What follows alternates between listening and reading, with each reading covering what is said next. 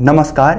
आज हम बात करेंगे बिहार में हुए एक और नरसंहार की, जहां 35 लोगों की एक ही दिन पर एक ही गांव में हत्या कर दी जाती है। बिहार का बारा नरसंहार। बिहार के गया जिले के बारा नाम का गांव, जहां 35 लोगों की नृशंस हत्या कर दी जाती है। दिनांक है 12 फरवरी 1992। बिहार के मुख्यमंत्री लालू प्रसाद यादव, देश के प्रधानमंत्री पीवी नरसिम्हा राव, और आरोप लगा एमसीसी पर। एमसीसी का इस समय पर ऊंची जाति के लोगों के साथ जातीय संघर्ष चल रहा था। आखिर क्यों लालू प्रसाद यादव जब पटना से बारा गए और बारा से पटना वापस लौटे तो उन्होंने मीडिया के सामने कहा कि यहाँ मैं भी सुरक्षित नहीं हूँ, मुझे भी चोटें आई हैं। आइए सबसे पहले समझते हैं कि 12 फरवरी 1992 को बारा नाम के गांव में क्या कुछ हुआ। 12 फरवरी 1992 रात के 9:30 बज रहे थे। बारा गांव के लोग खाना खाकर अब सोने की तैयारी कर रहे थे। इतने में अपने गांव के चारों तरफ उन्होंने धमाकों की आवाज़ सुनी। एक के बाद एक दर्जनों में धमाके, और इनकी संख्या बढ़ती चली गई। बारा गांव के लोग अपने दरवाजे पर आकर देखने लगे। उन्होंने देखा कि 500 के करीब लोग उनके गांव में प्रवेश कर चुके हैं, जो हथियारबंद हैं। किसी के हाथ में बंदूक है, किसी के हाथ में कुल्हाड़ी, और किसी के हाथ में केरोसिन तेल के डिब्बे। वे एमसीसी जिंदाबाद का नारा लगा रहे हैं। इसके बाद गांव के लोग अपने घरों में छिप गए। ये एमसीसी के लोग थे। एमसीसी मतलब माओइस्ट कम्युनिस्ट सेंटर। ये बिहार में एक प्रतिबंधित संगठन था। इनका बिहार के ऊंची जाति के लोगों के साथ जातीय संघर्ष चल रहा था। एमसीसी के इस समूह के कमांडर ने अपने लोगों को आदेश दिया, केवल गांव के मर्दों को मारो, औरतों और बच्चों को छोड़ दो, और अपनी जाति के लोगों को हाथ नहीं लगाना। और ये आदेश था कि इसके बाद ये 500 के करीब लोग हर घर पर यूं कहो कि धावा बोल दिया। घरों में लोग छिपे हुए थे। इसके बाद हर घर पर हमला बोल दिया गया। घरों के दरवाजे तोड़े गए, तोड़ने के प्रयास किए गए। जो दरवाजे टूट गए वो ठीक, जो नहीं टूटे उन्हें डायनामाइट से उड़ा दिया गया। इसके बाद आवाज आई, आखिर लोग छिपे कहाँ हैं? उन्हें बड़ी संख्या में लोग नहीं मिल रहे थे। कमांडर ने कहा, हर घर में आग लगा दो, जो भीतर होंगे बाहर निकल कर आ जाएंगे। अब गांव में आगजनी शुरू हो गई। हर घर में आग लगाने का काम शुरू हो गया। सभी घरों में आग लगा दी गई। जो लोग भीतर छिपे हुए थे वो दौड़कर बाहर आने लगे। बच्चे, बुजुर्ग, महिलाएं, युवा सब बाहर निकल गए। इसके बाद उन लोगों ने हवा में गोलियां चलाकर उनसे कहा, भागो नहीं वरना गोली चला दूंगा। हमें केवल रामाधार सिंह और हरिद्वार सिंह का पता बता दो, हम आपको कुछ नहीं करेंगे। अगर आप में से वो कोई हैं तो उसे हमें सौंप दो। आखिर कौन थे रामाधार सिंह और हरिद्वार सिंह, जिन्हें एमसीसी के लोग ढूंढ रहे थे? रामाधार सिंह एसएलएफ यानी सवर्ण लिबरेशन फ्रंट का कमांडर था, और हरिद्वार सिंह उसी का सबसे करीबी व्यक्ति था।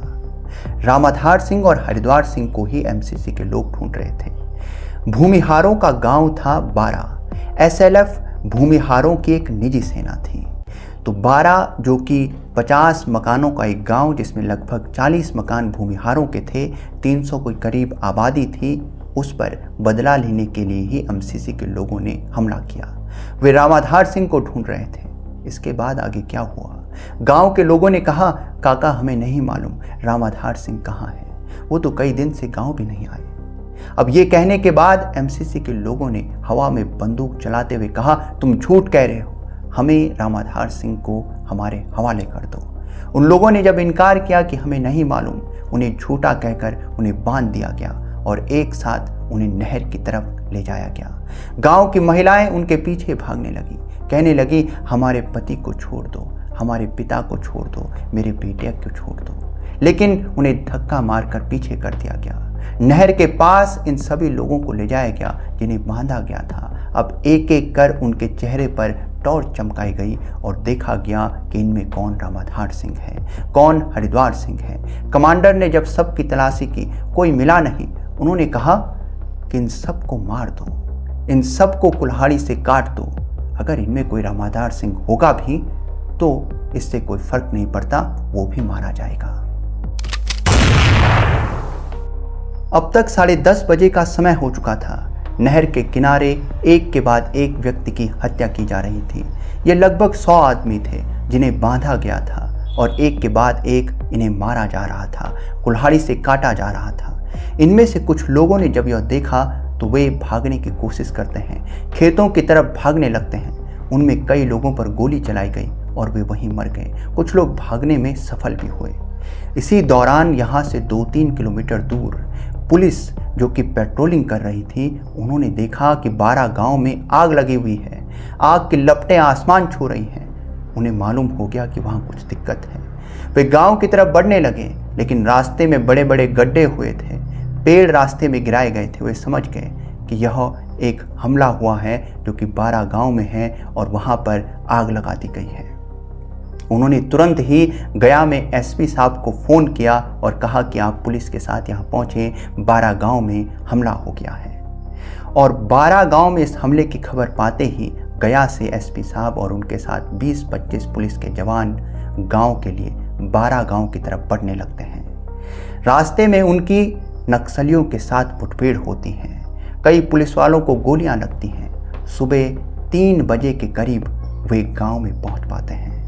एक के बाद एक वे गांव में लोगों को बेहोशी की हालत में देखते हैं। गांव खंडर बन चुका था। वे आगे बढ़ते हैं और नहर के किनारे जाते हैं। उन्हें मालूम चला कि वहां कई अधकटी लाशें पड़ी थीं और जब गिनती एक के बाद एक शुरू हुई तो ये 35 लोग थे जिन्हें मार दिया गया था, जिनकी हत्या हो गई थी। इनमें कई ऐसे लोग थे जो घायल थे, उन्हें अस्पताल पहुंचाया गया। इसके बाद खबर एक के बाद एक पूरे देश में फैल गई। बिहार के जातीय संघर्ष का एक और चेहरा, एक और ऐसी घटना जिसने बिहार के जातीय संघर्ष को पूरे देश के सामने लाकर रख दिया।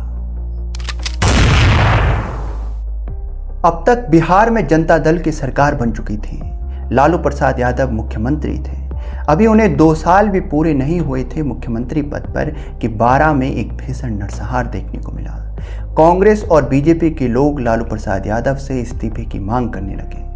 अगले दिन इस नरसंहार के बाद लालू प्रसाद यादव 12 गांव में जाते हैं, लेकिन उनका भीषण विरोध होता है, उन पर पथराव होता है। लोग नारे लगाते हैं कि लालू प्रसाद यादव वापस जाओ।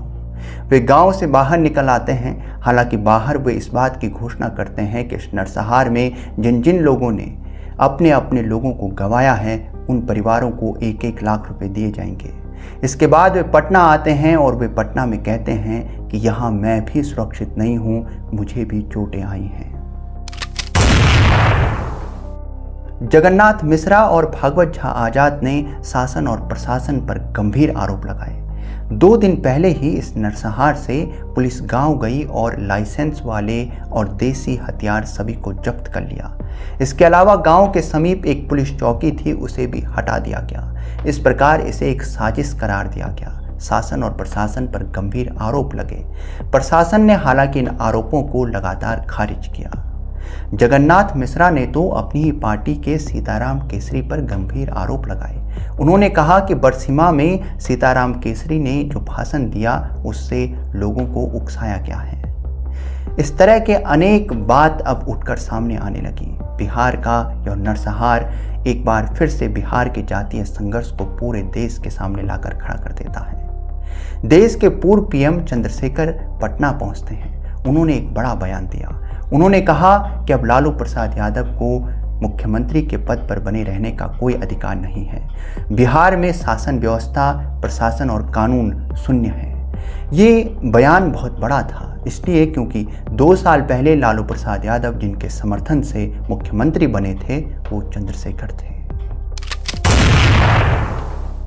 नरसंहार के 8 दिन बाद यानी 20 फरवरी को देश के गृह मंत्री एसवी चौहान और सीताराम केसरी 12 गांव पहुंचे।